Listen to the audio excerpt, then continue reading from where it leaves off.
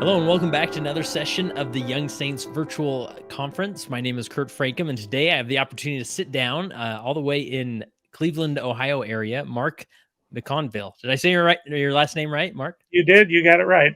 Yep. Good. And you are just outside of Cleveland, right? I'm just outside of Cleveland, Ohio. I had the good fortune of marrying a Cleveland girl, and my destiny took me in directions I'd never anticipated.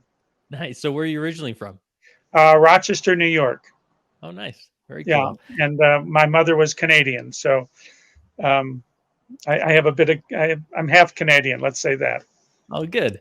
And you are the author of Failure to Launch, Why Your 20-something Hasn't Grown Up and What to Do About It. And when I actually heard you on an interview with Jeff Struer, who's a good friend of mine, he's been on my podcast and some of the other conferences we've done, really a brilliant therapist in Southern Utah. And he had you on his podcast. And I thought, man, I got to get a hold of Mark. This is perfect content. And so that's what led to this meeting, this recording here. But I have to ask you, Mark, obviously this audience is a very, Latter-day Saint audience. And whenever we have a non-Latter-day Saint on, I always have to ask, like, do you have any random experience or interesting run-ins with missionaries or neighbors that are good Latter-day Saints? Any connection to the Latter-day Saint Church? No, other than I grew up not too far from Palmyra, New York. Oh, yeah. And so as a child, I heard stories about Joseph Smith. I didn't know what to make of them. I mean, I was truly a child. And I think only when I got to the point of graduate school and beyond did I read enough and heard some interviews. And I think when I, Mitt Romney, who is maybe not quite my political affiliation, but someone I have enormous respect for. And sort of through his eyes, I have this great appreciation for the emphasis on character development in your tradition, and that's just it's something I'm admiring of. Oh, good. Yeah, I appreciate that. It's been a mostly positive experience, or whatever it Yeah, is. yeah, right. Cool. Well, maybe just give us a little bit about your background and what led to you writing this book, Failure to Launch. Sure. Well, background, that's an awfully wide window. Your professional background, maybe. Yeah, well, let's say while I grew up in a different era, and there weren't as many ways to get in trouble as there are today, but I think I was, in a mild sense, kind of a troubled teen. Didn't take school very seriously. I underachieved. I felt frustrated, and just not sure I was going to find my way. And when I did get into college, and I bumped into the study of psychology, which was a more remote science back then, like there were no high school courses in psychology, I got really very curious about trying to understand, first of all, myself, but also people in general. And human beings have seemed to me to be the infinitely entertaining, fascinating, compelling puzzle. And so since probably, I sometimes joke, but it's actually not a joke, that the way I avoided growing up, the way I avoided the whole crisis of launching, was I decided to just stay in school. By the time I was ending college, I'd kind of figured out the code and had gotten pretty good at it. And so I went on to graduate work, and really quite by accident fell into working with young people, primarily teenagers. At the time, nobody wanted to work with teenagers. Nobody really knew how. And I love a problem. I love wrestling with something. So it led to my first book, which is on adolescence and psychotherapy with adolescents. And what started maybe 25 years ago to get around to this current book is I and my colleagues, more and more, we were receiving referrals for people in their early 20s who were failing out of college and not doing anything constructive. And the parents, and this, oddly, this would almost only happen with parents who are particularly supportive. That I would get the complaint that he's living in the basement, he's playing video games, he won't get a job, he failed out of school. What do we do? What do you do with a 20-year-old? Do you send them to their room? Do you ground Yeah. them for the weekend? I mean, parents were really just flummoxed about what to do. And these kids would sometimes be sent to me in therapy, and we might have very interesting and provoking conversations. But I realized in time that they really weren't getting better because they went back home and lived the life of a 16-year-old rather than maybe the 22-year-old that they were. And so this is where there was no satisfactory treatment model for these kids who really were not coming to counselors as adults, and yet chronologically were not being seen as um, candidates for family therapy. And I just worked through my journal writing, personal journaling, trying to solve that problem, and began to realize how absolutely critical it was to include parents in the process. Hmm. And so the book is written for parents because they are the ones who feel, sometimes the such a sense of powerlessness and bordering on despair. Like, what do I do to help my 22-year-old? Because the leverage is so different than it was when they were teenagers and living at home, and the law, really gave parents the last word in things. So Yeah. it Yeah. the book came from trying to solve a problem that presented itself to me as a clinician. Um, and Yeah.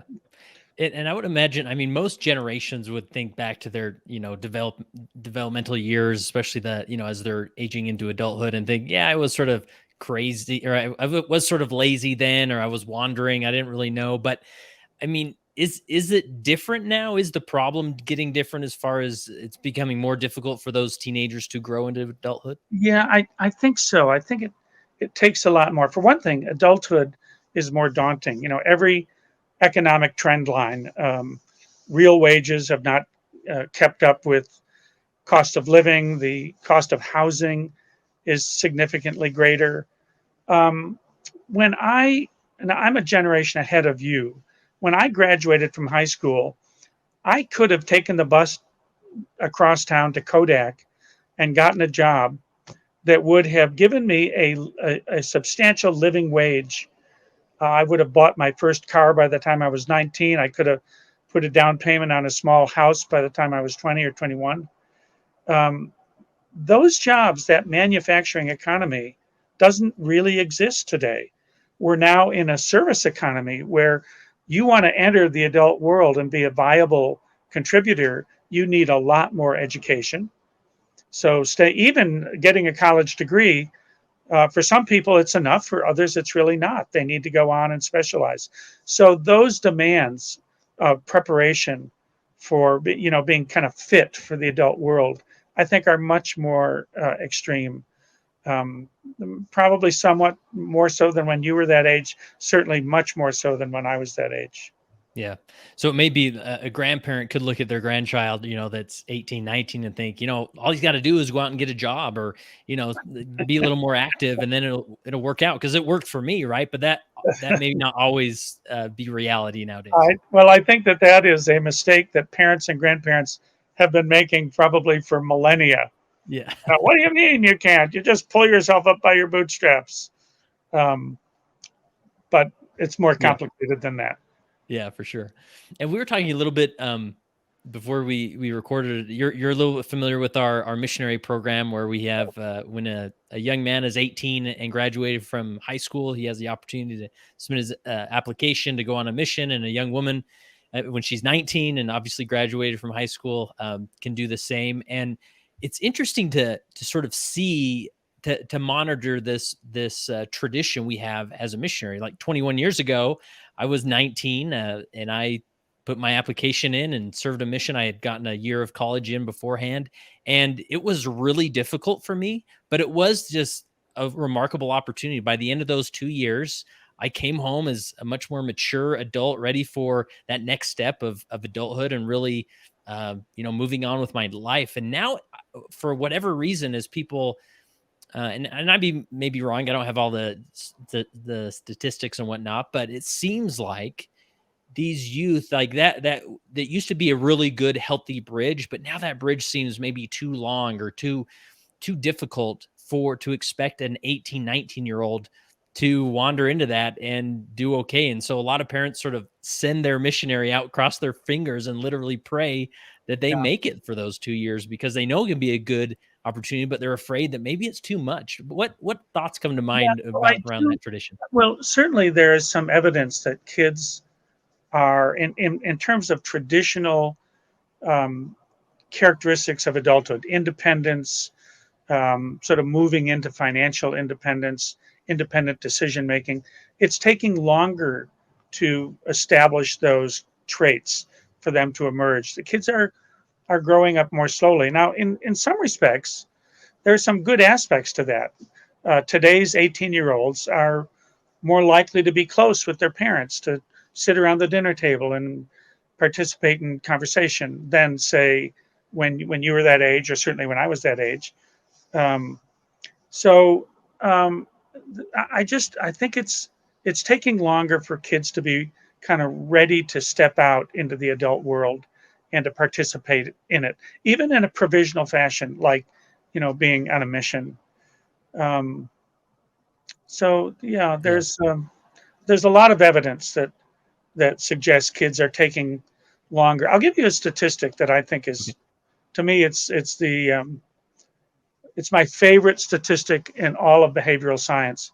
There's a psychologist named Jeffrey Arnett who has become the world leading expert on what's called now emerging adulthood, the ages between 18 and 30. And he's given questionnaires to literally tens of thousands of people in that age range. And one of the questions that he asks on every questionnaire is, he puts out a statement: I feel like an adult.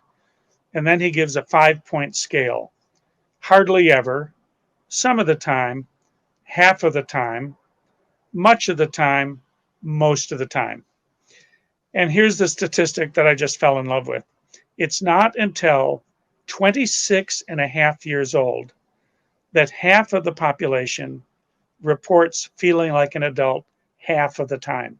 Wow.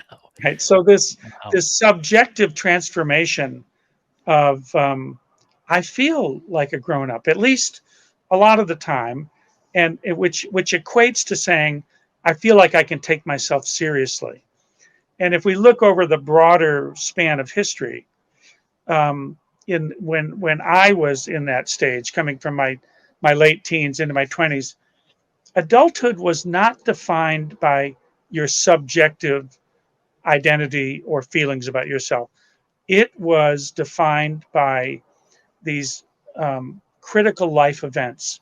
In my particular generation, you might be sent off to Vietnam, and you're carrying a weapon, and you're fighting a real war, and there's just no way to not think that you're part of the grown up world doing that sort of thing.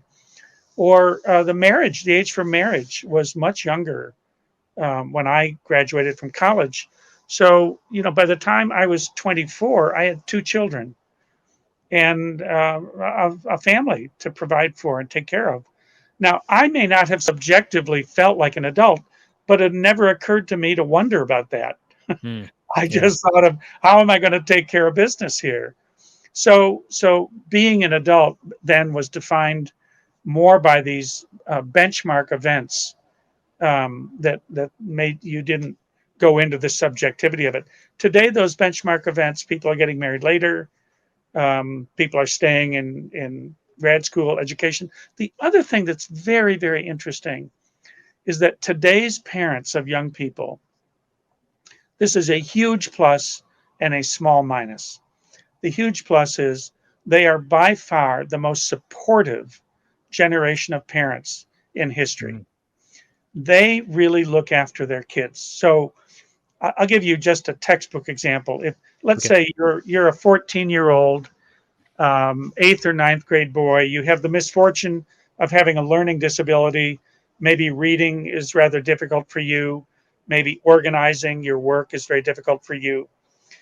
In my era, you were diagnosed as lazy, careless, not appreciative of your teachers and parents, not appreciative of your opportunities. That was your quote diagnosis. Today, they take a much closer look at what's preventing this kid from performing in school. And they probably do it way before age 14. They Mm. probably do it back in second or third or fourth grade. And they discover, oh my goodness, he has trouble decoding words on a written page. And you are more likely to be put into a support framework so that all of a sudden you're not ashamed about how slow you read or how math is more challenging for you than other kids.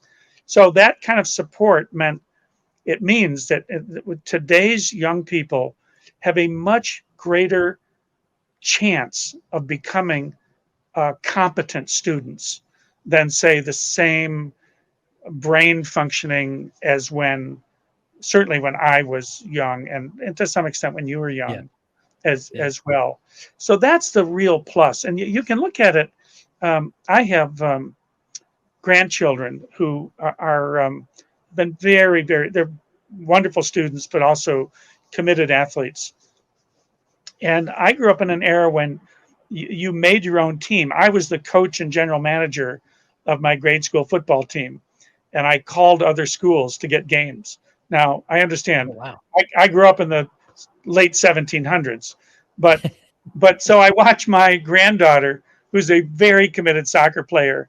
She plays in two different leagues. All the adults who are involved to make it happen, the extra coaching she gets in a special coaching clinic, and I just think, God bless these adults for making this such a satisfying, competitive experience for these kids. Um, Yeah. so there's a lot of plus to be pointed to. On the minus side, we do get some kids who sort of spill over. They fall off the support system, and they have failed to really learn to take care of themselves or look after themselves, or just to reach out and seek out support.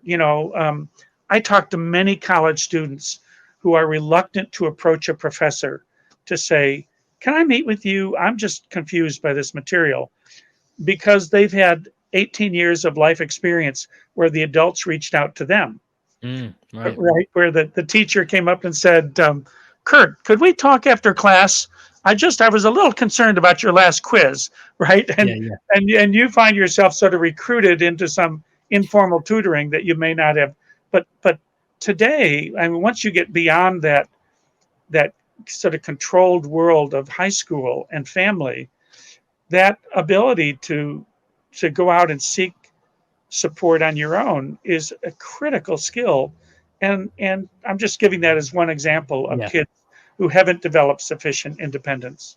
Yeah, that's really fascinating, and I'm just again putting overlaying that over our mission tradition of sometimes maybe a teenager for the last 15 years has had sort of that supportive system structure around him, and then 18, 19 comes around and says, great, hey, we're going to ship you off to Europe and good luck, and don't worry, you can call home every once in a while. That's can maybe be a little bit staggering for them. So is there a way that maybe we can better prepare those youth to I make that no, bridge? I this is where my ignorance about the missionary system comes up. How much? But it's the first question that comes to mind.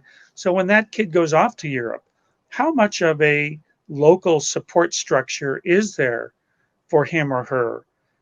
Something that is, it's not quite the family, it's not quite secondary school, but it's not just being left to kind of blow in the wind of the adult world either.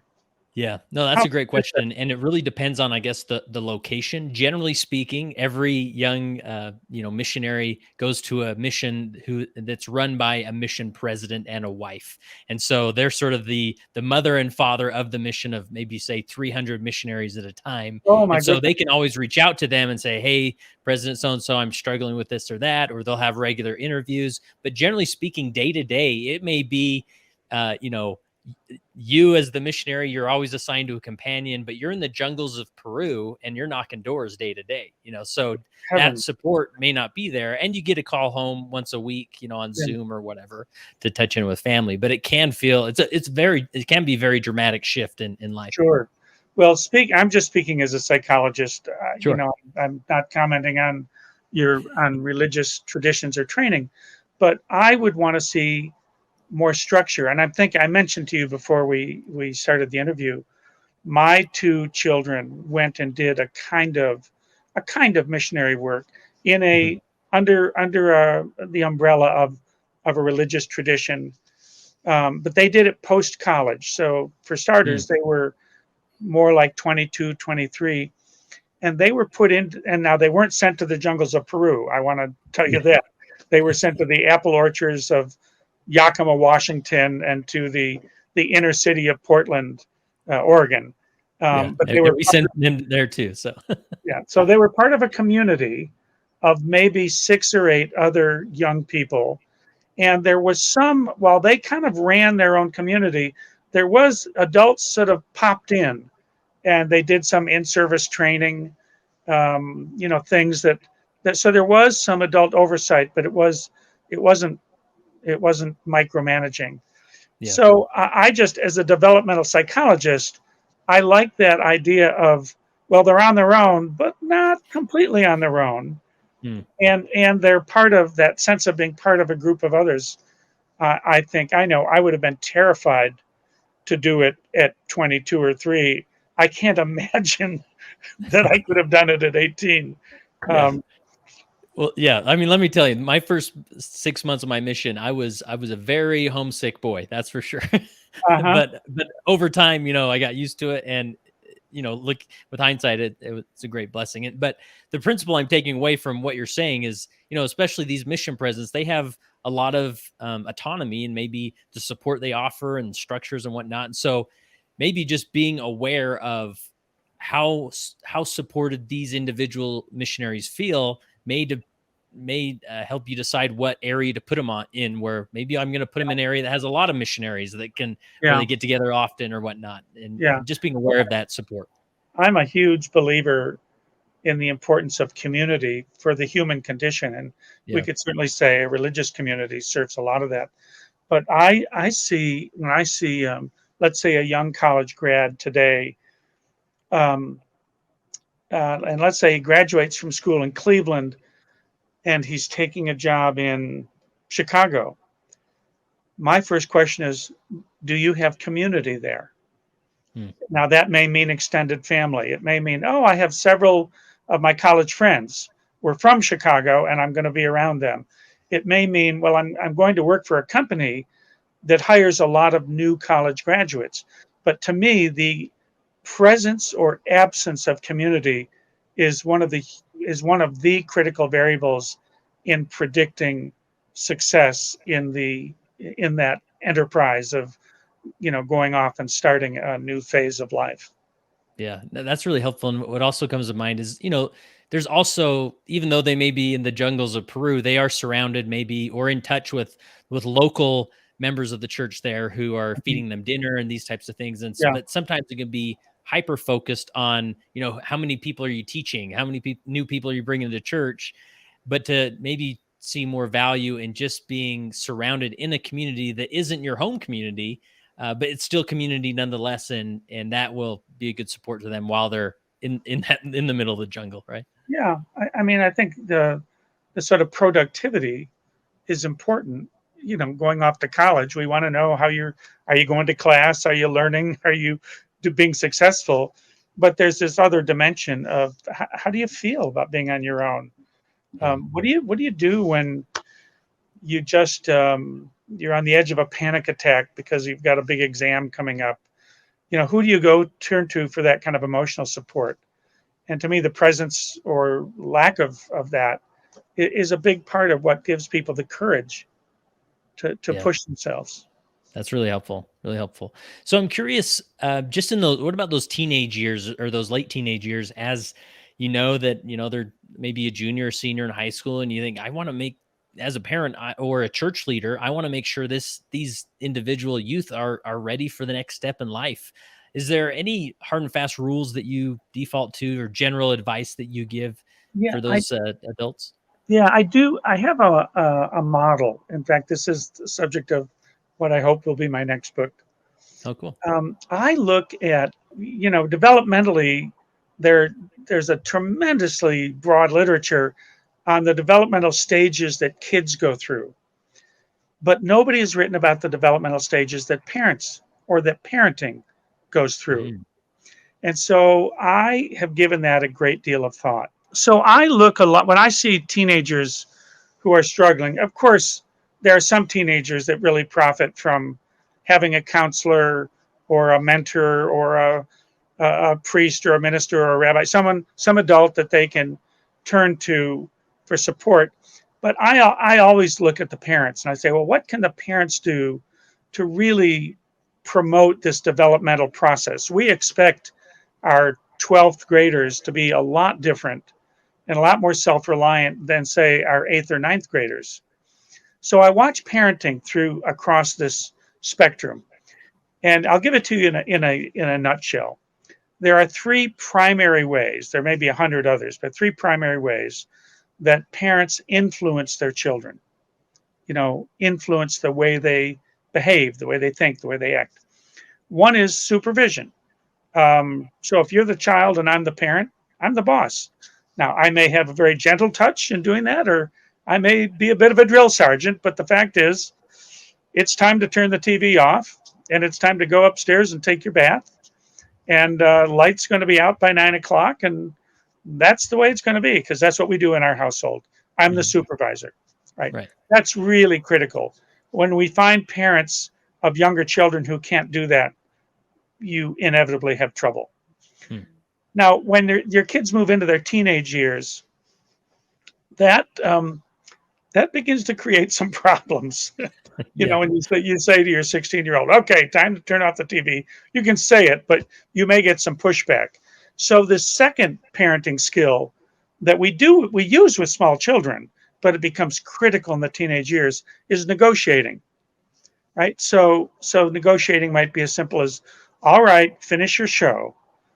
That's another 10 minutes, but promise me, as soon as you're finished, you'll empty the dishwasher, and then you'll walk the dog, and you'll be up and be at your homework by 9 o'clock." So that's, if you're my 16-year-old, we just did some horse trading. I gave you some of what you wanted, but I told you what I wanted. And of course, if you're 13 or 14, you're going to be a terrible negotiator because you'll never follow through. The poor dog will not get walked, right? Yeah, yeah. And so I will kind of come down heavy on you. And by the time you're 16, you'll get it. Like, I better walk that dog, or the next time he's not going to listen to me. So that's the second way we influence kids. The third way, and again, you can see this at all age levels, but it becomes critical when we get to the end of adolescence and the beginning of emerging adulthood, is when the parent acts as a consultant. And a consultant is, look, I've got an opinion. I really think you ought to consider doing it this way. It may be, here in Cleveland, I may say, look, if that's the jacket you're going to wear to the game, I think you're going to freeze yourself to death.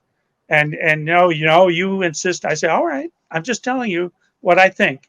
So I'm a consultant. I've got lots of wisdom, lots of knowledge. I'm going to present it to you, but I'm going to concede the power for making the decision to you, right? And so we may do that with 5-year-olds, but it's the supervisor who decides when that's appropriate and when it's not appropriate. But by the time you've got someone who is moving through high school toward the end of high school, the thing about me, if you're my teenage son and I'm a consultant, your part of that deal is you become a self supervisor. When I say to you, I'm not sure I'd leave my homework till Sunday night. I'm not sure that's a good idea, but what the heck, you're 17. So I'm kind of giving you an opportunity to maybe show up some Monday morning where your work's not completed, where you're kicking yourself, And then you're learning the lesson. You know what? I think I better get on my homework earlier in the weekend. So your part of the dance is that you're learning to become a self-supervisor.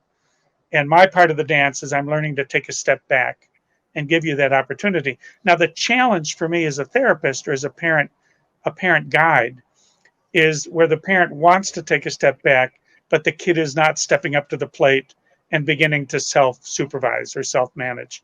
And Right. then I do some very hands-on coaching with parents about giving small opportunities.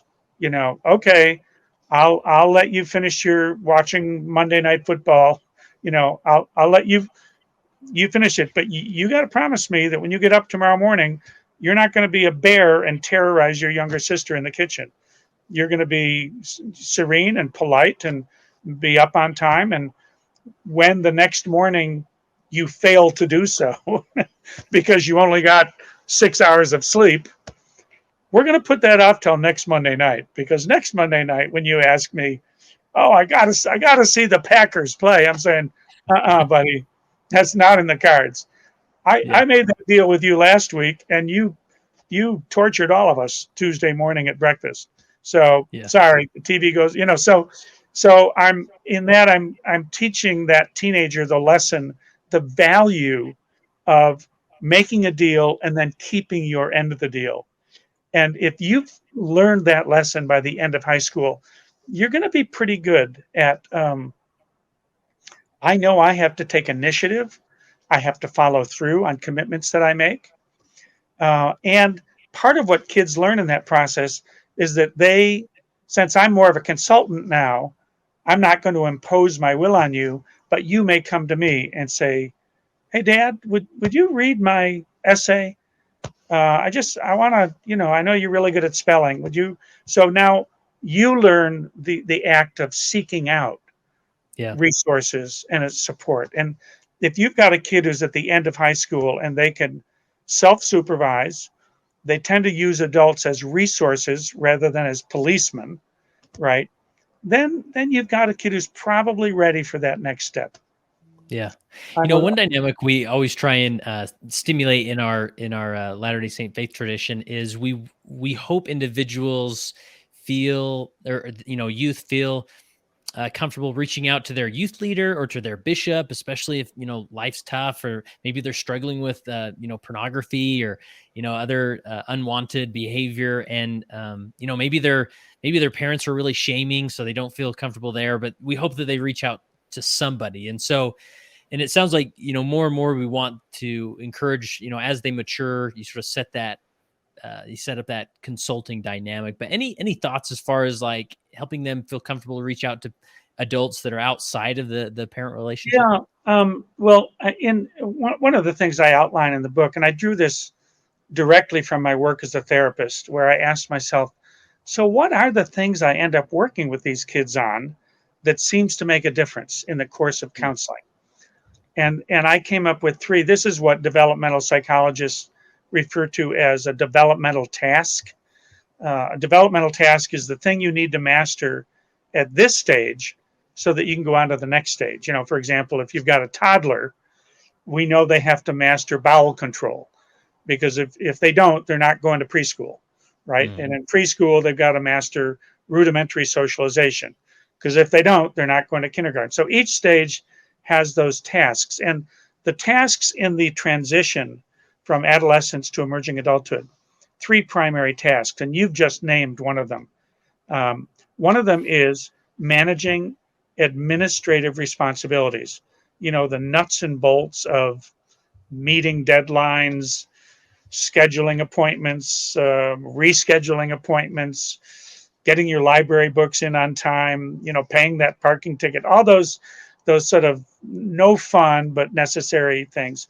But the second developmental task, which you have described, is learning how to initiate inquiry and to procure support. So figuring out who knows more about this than I do, and how do I get to that person? Now, it Mm. may be a peer who's just more mature than I am or a better student than me. They understand physics where I don't. or it may be a minister or a pastor who I think they've got some wisdom and perspective on life, and I want to hear what they have to say.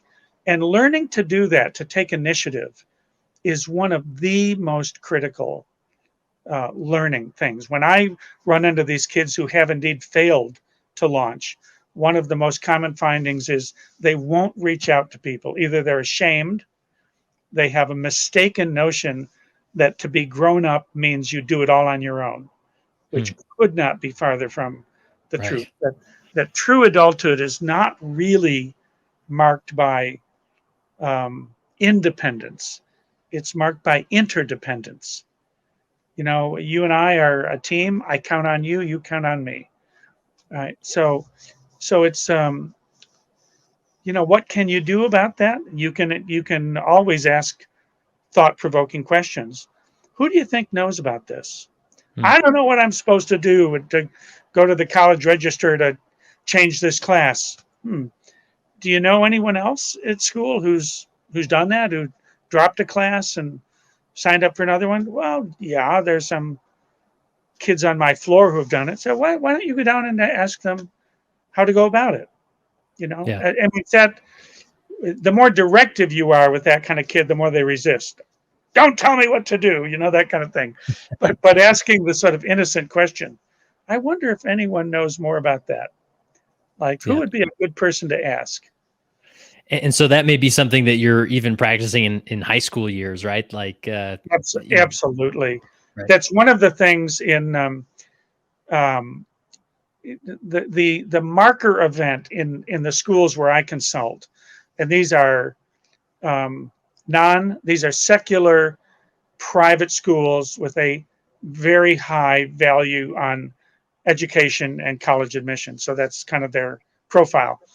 And so the college admission process is huge. And they really look at, do the kids begin to take initiative, and do they begin to seek out? You know, do they go to the English teacher and say, hey, look, would you take a look at my essay here? Just want to know what you think. And seeing that ability to identify the appropriate resource, and you know, that's a whole part of the kid who can do that is a pretty good bet in college. um, in both of those schools, there is a massive emphasis on, have you talked to your teacher about this? Mhm. Have you talked to your teacher? Why don't you make an appointment and see what he or she has to say? Because it's some kids are too embarrassed. I don't want to talk to the teacher because the teacher's going to think I'm dumb because I'm going to ask a dumb question. So there's the shame component, and then there's also the arrogance component. Like, I can figure this out on my own. I don't need someone telling me what to do. Those are real obstacles to maturity. So, as of course, as a therapist, I'm trying to dismantle those resistances all the time. But I think parents and thoughtful teachers can do it as well. Yeah. And then you gave us the first two. What's the third one? The third one is, and this is more subtle, it's a little harder to put your finger on. It's forming a relationship with the future Mm. without knowing your destination, right? Because the truth is, at 18, 19, 20, 21, you may tell yourself, I'm going to be an astronaut, but you know, the odds are pretty good that you're Yeah. not. I mean, when I was, if you'd asked me at 18, I would have said, well, I'm hoping I can become a professional golfer. Well, I just want to tell you that was not in the cards, right? But kids that age, they have trouble envisioning the adult world. And so the adult world can feel kind of mysterious, or they may have a bad vibe about it. You know, neither of my parents seem to like their jobs. And so, my goodness, why would I want to wander into that same desert? Um, Meeting adults who really seem to love what they do is a very inspiring thing for young Mm. people. But it's a relationship. It's what the philosopher Gabriel Marcel called hope. I don't know what's coming, but I have this an outlook of expectation and welcoming, um, that something is going to happen, and I'm going to try to help make something happen. I've referred to it. I mean, some people will say, "Well, you know, you young people have to have goals," and I cringe when I hear that. I think a little softer way is saying You need a sense of direction. So I tell kids, I'm old enough that I have that prerogative. They're 18, they're 19, they're 20. It's time to declare a major, and they're like, I don't know what I want to do with my life. I think you really think that people your age know? No, but there are two things you do need to know. You need to figure out at that age, what am I good at, and what do I like? Well, I'm good at writing. That's what my teachers tell me.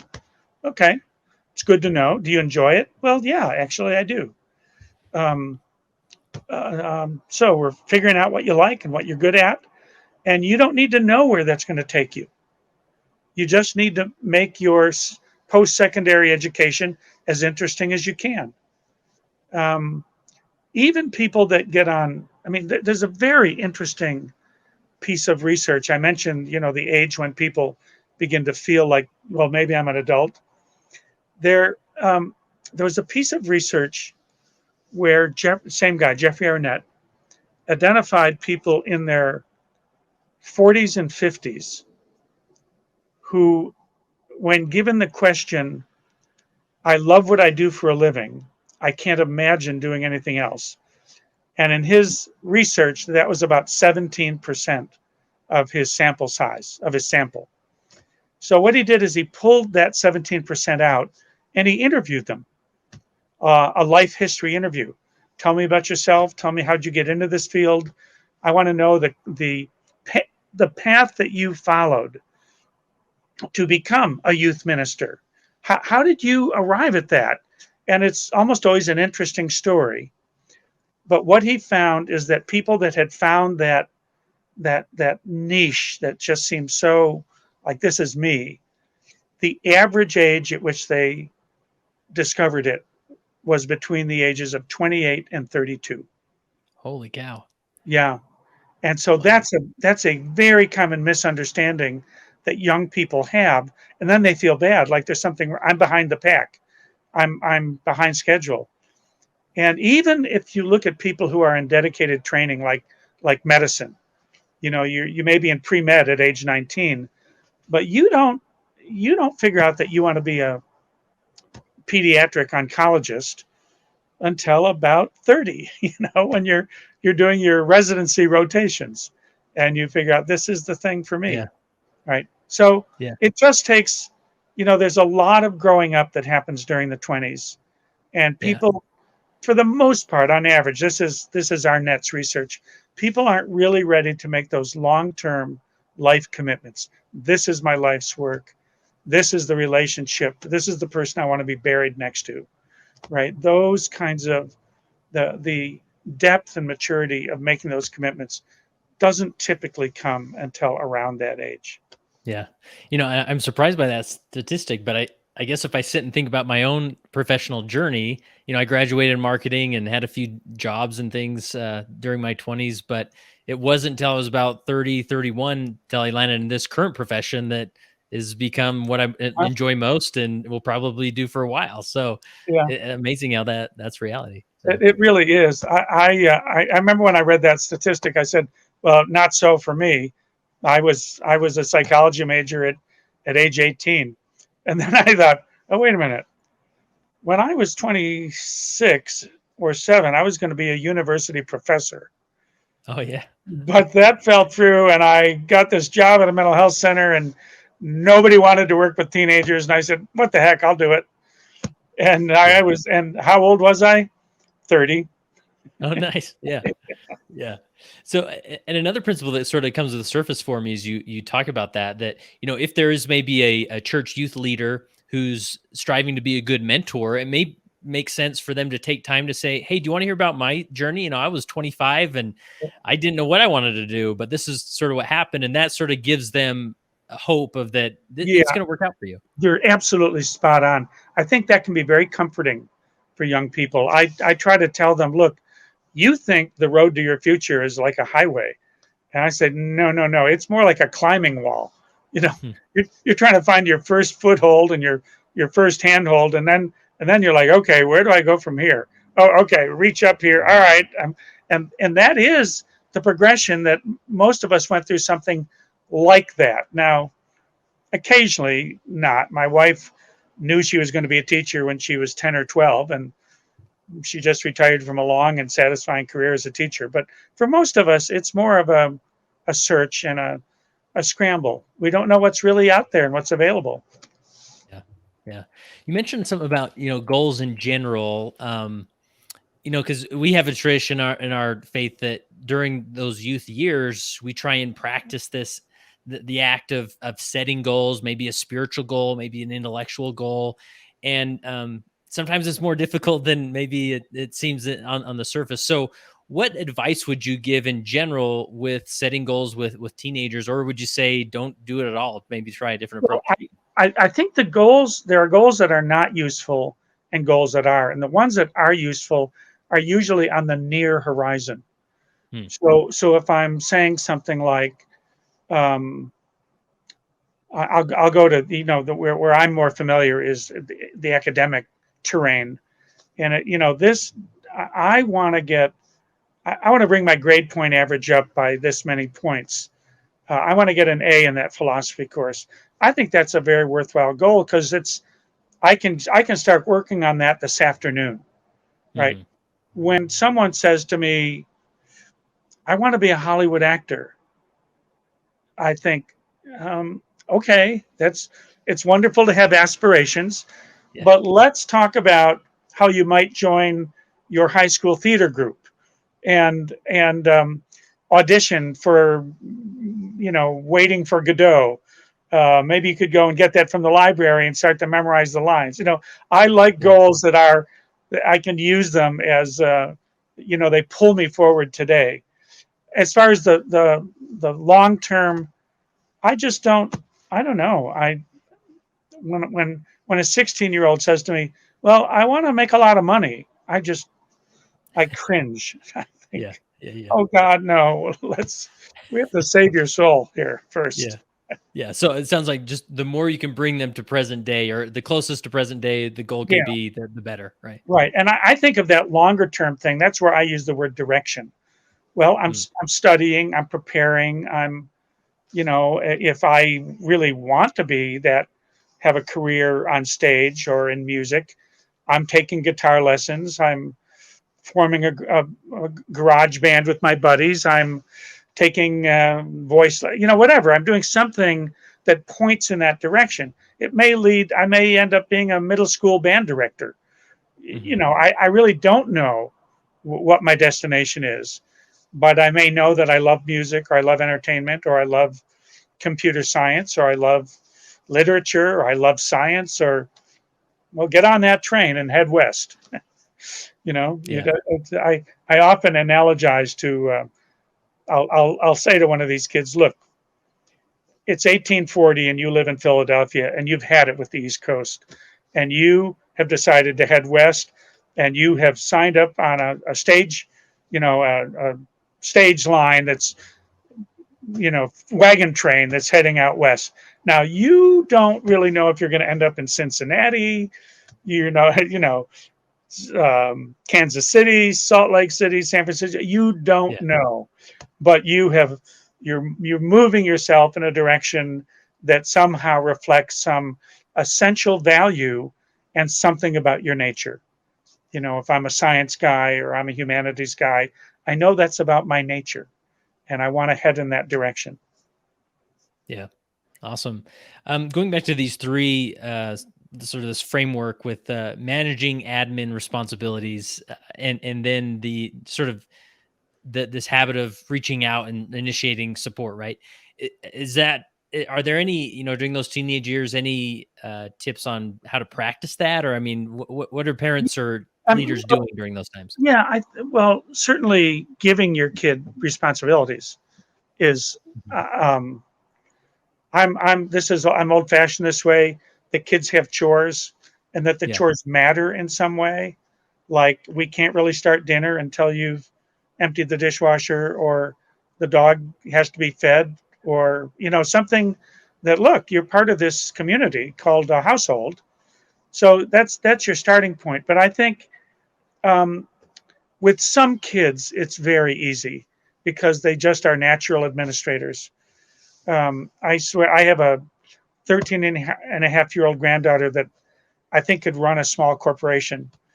And then I have another, a 10-year-old granddaughter who is just a gifted artist, but I don't think she could run a lemonade stand. Right. So, Yeah. so there is native, our brains are sort of designed in a certain way.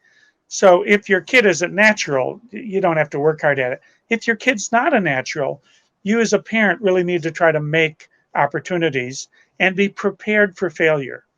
Be prepared for the dog didn't get walked. Be prepared for that form that you had to fill out to give for the field trip. It's really sitting at the bottom of your kid's book, backpack. You got to be prepared for those things. Yeah. And um, I think when you get into high school, there's more opportunity and there's more expectation. Teachers, in most schools, okay, now you're in seventh grade. It's time to learn how to use an assignment notebook. And an assignment notebook is just a tool for self-management. And so you really kind of try to support that sort of coaching that comes from the adult world. Um, it's mostly, at that age, we're looking at chores and schoolwork. That's your job. Usually, you're a student, and I expect you to do your job. And if you're bad at it, I'm gonna try to coach you. I'm gonna try to tutor you. I'll give you one of my favorite little examples was, and this happens with 18, 19, 20-year-olds all the time. I had this young man contact me. This is 2 summers ago, and I'd seen him as a teenager. I hadn't heard from him in a few years. So he's home from college. He's 19, and he asks if he can come in to see me. And I said, "What's the deal?" He said, "My mom and I we're fighting all the time." So he comes in, and he goes into this litany of complaints against his mom. Very coincidentally, his mom had driven him to the appointment because they had to take the car in for an emissions check or something. So usually a parent wouldn't drive a 19-year-old to a visit, but she was out in the waiting room. And I said to him, "Would it be okay if I brought your mom in?" He hemmed and hawed and said, "Okay." So she comes in, and I just said, I thought this might be an opportunity for the two of you to talk to each other. And then I just sat back and watched. And they were off to the races. And the particular argument that day was he had an upcoming dentist appointment that conflicted with his new summer work schedule. And his mother wanted him to call the dentist's office to reschedule the appointment. And I don't have time. I'm too busy. You need to do it. It was just watching them go round and round. And I just sat back in amazement. And finally, I interrupted. I said, "Scott, what do you think happens when someone calls a dentist office to reschedule an appointment?" And he looks at me and he says, they get pretty upset with you. Now, time out. Any adult knows that the healthcare providers who suffer the most no-shows are dentist offices. That's right. And if you call your dentist office to reschedule an appointment, they want to send you a bouquet of flowers. Like, they are so thrilled. So I said to the mom, "Hey, would you mind calling, but put the call on speakerphone?" So she does. And she calls, and they're like, "Oh, Mrs. Smith, no problem. Thank you so much for calling. Would Friday afternoon be okay?" It's just exactly what you'd expect. They were Yeah. delighted that she had the forethought to call. She hangs up, and I turned to Scott and I said, I gave him the look that my mother used to give me, where I kind of look over the top of my glasses. They're like, "What do you have to say for yourself?" Look. And he does this. He goes, "Oh." Well, it's an iconic little vignette because young people, young adults, there is so much about how the world works that they don't know because they've never done it. And they sometimes make reasonable inferences, as he did, that turn out to be incorrect. And so they need tutoring.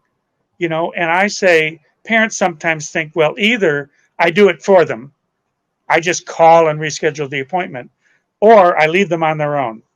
Okay, if you don't make the appointment and they charge us, you're going to have to pay for it. But between those two extremes, there's a kind of involvement that's not shaming, it's not humiliating, but it's here, let me show you how I do that, right? Let me show you how I do that. Yeah. Um, and some kids are more open to that than others, but there are so many things that once you do them, you're like, I can do that. But Yeah. until you've done them, you're mystified, Yeah. and and you're convinced that you're going to make some small mistake where you look stupid. Yeah. It- Yeah. That's fascinating. And man, there's so much there that I remember as a young teenager, I needed to reach out to my local bishop and set up an appointment because I had some things to get straight in my life. And I remember calling his secretary to do that. And I thought for sure the secretary would be mad at me or that I have to tell him all the details of why I was wanting to meet with the bishop and whatnot. And I remember that phone call. I finally got the courage to do it. And it was the shortest, like boring, just yeah, this time on at 2, great. See you then. And I was like, oh, that's it. Right. And that's so it. Yeah, but I that's almost, and I love this, like, even if a parent, going through these day-to-day administrative tasks, maybe take a few phone calls on speaker and just show them how this works, or for a bishop to say, hey, do you know what we say when you call and set up an appointment, or if you text me? I just yeah, say, great, let's do this. I'm excited. Right. And then yeah, yeah, getting them familiar or exposure to these everyday yeah, processes we take for granted. yeah. I have come to call it my synagogue experience, and the rare opportunity when I might go to like a bar mitzvah of the son of a friend in a synagogue, and I walk in and I have this feeling of I know there are rules, but I don't know what they are, and I'm going to do something terrible to embarrass myself. And it's just, of course, that's ridiculous, but I think that's how so many young people feel in so many situations. Yeah. I don't want to take the bus because I don't know. Do you pay when you get on or do you pay when you get off? And I'm going to look dumb not knowing how to do it. Just over and over and over, those kinds of experiences, those sort of minor humiliations. Yeah, that's really helpful. You talked a little bit in your book about the concept of shame. And, in a religious context, we sometimes get a bad rap that there are too many commandments, too many standards. And especially in those youth years where you're making some mistakes and maybe you do need some help, but the shame of it all just sort of buries you. And you rather Yeah. just go down to the basement and play the video games and not worry about it. So, anything we need to better understand about the concept of shame in those Yeah. Oh, developmental it's years? such a, we could do a whole hour on that. The people who, in my profession, the academic psychology, who really took a look at this, there's a group of theorists called affect theorists, and they look at human emotions, and they do it kind of from the standpoint of evolution. Like, why did our species learn to have this feeling? What function does guilt serve? Now, that's just one lens, right? It's not Right. a religious lens, but it's a lens. And their consensus about shame is that shame served to keep order in communities. So there are behaviors that you would be shamed if you did them in the context of a community. So you're not going to do it. You hold back because Right. none of us wants to be shamed. So that's apparently the evolutionary origin. But in modern day, I would I would call shame the most toxic of all emotions. And you really nailed it just now when you introduced the subject, because what shame motivates us to do is to withdraw from contact. Hmm. So if I'm ashamed of something, the last thing I want to do is tell you about it. The last thing I want to do. In fact, I don't even want to look you in the eye. I Yeah. want to hide I want to crawl under the rug. I want to run from the room. It's shame isolates us from interpersonal contact. And the antidote for shame is interpersonal contact. If I have something I'm deeply ashamed of and I decide to confide in you, and you don't respond by condemning me, but you respond by understanding me and trying to understand how difficult that must be for me. and how proud you are that I had the courage to come and tell you. That transforms my experience. It's like, oh my God, I thought you were going to kick me out of the village. I thought you were going to put me in the stocks, in the center Yeah. of town, but you're not. You're much more accepting of my humanity. Now, maybe there's a problem attached to the behavior that does need to be addressed. Right. I certainly work with kids about their pornography addictions, and it's understandable that they're ashamed. And in a way, there's a part of me that says, well, they should be. That's an appropriate response. But still, if the shame only serves to make them keep it private and to never reach out for support and understanding, then the shame is not serving a useful developmental function. I want them. If I meet with that kid, the first things I may say will be de-shaming. I'll say, I try to be funny. My wife says sometimes I am, sometimes I'm not. But I might say, I'll bet you're the only kid in your school who looks at pornography. And he'll look at me like, are you putting me on? And I'll say, well, the statistics say it's somewhere around 85%, somewhere around there. Yeah. So you're not unique. So that's the first thing, is to say, we're not going to throw you out of the village. And only after you've neutralized the shame do you go into the problem solving. Look, this is just eating away at your self-esteem. You're losing your own respect for yourself. And pornography it's a terrible deal for women. It creates such negative and hostile, abusive attitude. So I'll go into let's do something about it, because that's really a good thing to do. But you can't get there until you neutralize the shame. Yeah. So, And I love that, just when they do with you, just showing that you're still part of our village, like responding that way, like, hey, absolutely. you're not the only one who's dealing with this. Right. Right. I love to say to kids, hey, welcome to the human race. Yeah. You're one of us. Yeah. That's awesome. Well, Mark, this has been so insightful and fantastic. I got maybe one more question for you, but if people want to check out the book, obviously they can go to Amazon, and that's how I got it anyways. So they can go there. But any other place you'd send people if they want to learn more about your work? Oh gosh. Well, if you go to my website, um, I have an article that was published in the New York Times on the subject of how do you know if your kid is ready for college. And then I had an article published in the Wall Street Journal on so your kids have left home and you think you're done, right? you know. And there's links to both of those articles. I would not recommend that people go back to my earlier book published in the 90s called Adolescence, Psychotherapy, and the Emergent Self, because that was really written for therapists. If you're an adolescent therapist, I think you might find my perspective Oh, is a little different from some. But for parents, I'm not sure that it's a particularly useful resource. yeah, but they can definitely check out Failure to Launch and find a great resource. Yeah. I guess maybe two more questions for you. One, I'm just thinking that I know there's some parents out there, youth leaders, who are they've sort of surrendered to the fact that youth are maybe maturing at a slower rate, and so they're just gonna hang on until maybe at 26 years old they wake up and say, I think I'll go get a job. I mean, is that an okay strategy, or what No, would you say to that? it's a terrible strategy, because he may wake up at 26 and say, "Hey, this has worked for me so far. Why not continue?" No, there is really part of what the book addresses this issue. I mean, the first part of the book is, so what are your kids going through? Because if you understand them better, it's easier to be compassionate and thoughtful in your parenting.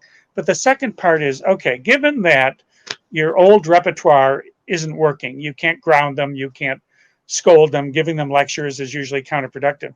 Well, what can you do? And there are things parents can do to reset the ground rules of the relationship, right? So if you are that 19 or 20-year-old who's just been put on academic probation, and you're staying up until 4 a.m. playing Fortnite, and you're sleeping until 2 or 3 in the afternoon, and then coming down and asking me what's for lunch. Yeah. You know, I may announce that, well, since you're here and living and you're using most of the Wi-Fi, our Wi-Fi bill is $180 a month, and we think your portion of it is about 100. So we're going to expect you to contribute in order to have access to it. Oh, and by the way, since you're not in school anymore, um, here is your portion of the cell phone bill, and this is what you have to do. Oh, let's go up to the bank, and I'll help you open a checking account. And since you're not in school anymore, you have to live with us. You have to be doing something constructive. Yeah. Now that could be really committed volunteer work. It could be courses at the community college. It could be a full-time job, some combination of all three. But to remain with our ongoing support, you're going to have to. You're not. You're not sleeping till 3, and you're not staying all night Yeah. up night. If you want to do that, you can do it, but not here. Yeah. Right. So I'm not going to yell and scream at you, and I'm going to try to create a condition where you begin to feel the pull of necessity. Like, okay, summer camp is over. It sounds like that, I think that's maybe more natural for a parent to do, but even maybe a youth leader, a church leader should feel empowered to engage with that person, encourage them, and ask where you can help, and there's nothing wrong with that. You're not going to come down too hard on them just No, by absolutely. engaging that way. If you're that struggling 20 something, having an adult that sort of is an emissary from the adult world who cares about you and is interested in you. I mean, that's what we therapists do. You guys do the same thing. Yeah. At least from the standpoint of child development, you're serving the same function. Awesome. Well, any final encouragement you'd give to an audience of youth leaders who are just striving to help them launch into life? Well, you matter. You matter. I've said this to teachers that we therapists we're the guys in the bullpen. The primary need is having relationships with adults who are representatives of that real world beyond adolescence. And you don't really want therapists involved. Therapists get involved when there isn't an uncle that they can turn to, or a youth minister, or an English teacher they can go to. Those are the adults that really, those relationships are a huge part of facilitating development. And my tribe, we just come in when it hasn't worked.